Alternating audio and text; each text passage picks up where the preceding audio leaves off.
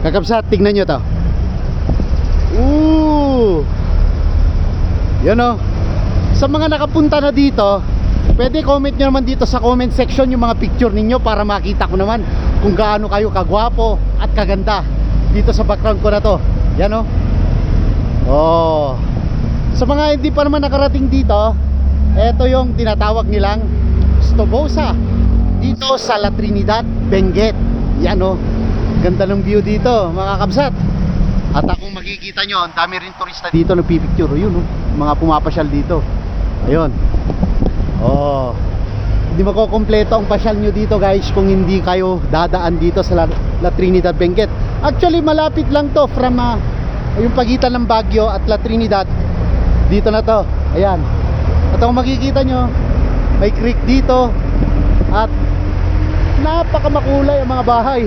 At ito yung kakaiba sa lahat. Mitsubishi, meron Toyota doon. At ako nga ewan ko ba kung anong trip ng may-ari ng bahay dito, pero bahay niya trip niya di pagbigyan. Saka yan guys, pwede rin siguro kayong pumasok din sa loob dito. Ayan. At inspired to sa sa Brazil. Ayan, kung makikita nyo din yung view sa Brazil, parang eto yon, no? So kung nag-picture taking kayo dito, malamang parang nasa ibang bansa kayo. Ayan, no? Daming mga pasyal ngayon dito guys, kasi araw ng Sunday. Yan